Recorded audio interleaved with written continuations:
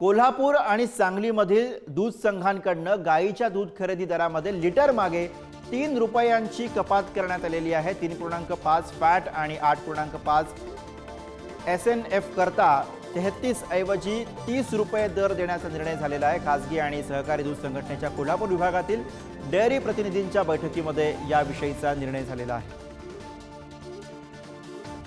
तर कोल्हापूर सांगली गाईच्या दूध खरेदी दरामध्ये घट झालेली आहे।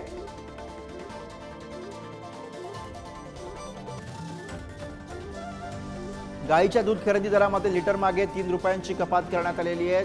3.5 फॅट आणि 8.5 SNF करता 33 ऐवजी 30 रुपये दर देण्याचा निर्णय करण्यात आलेला आहे।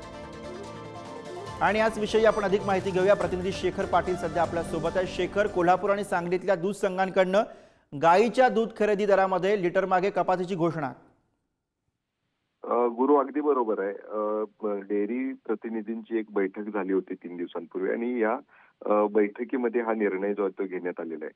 आपल्याला माहिती आहे की 3.5 फॅट असलेल्या गाईच्या दूध दराच्या खरेदीमध्ये खरं तर 3 रुपयांची घट जी आहे ती करण्यात आलेली आहे। 33 रुपये दर जो आहे तो मिळत होता गाईच्या दूध खरेदीला, मात्र आता तो 30 रुपये करण्याचा निर्णय जो आहे तो घेतलेला आहे। खासगी आणि सहकारी दूध संघटनांच्या काही कोल्हापूर विभागातील प्रतिनिधींची बैठक पार पडली होती आणि या बैठकीमध्ये हा निर्णय जो आहे तो घेतलेला आहे।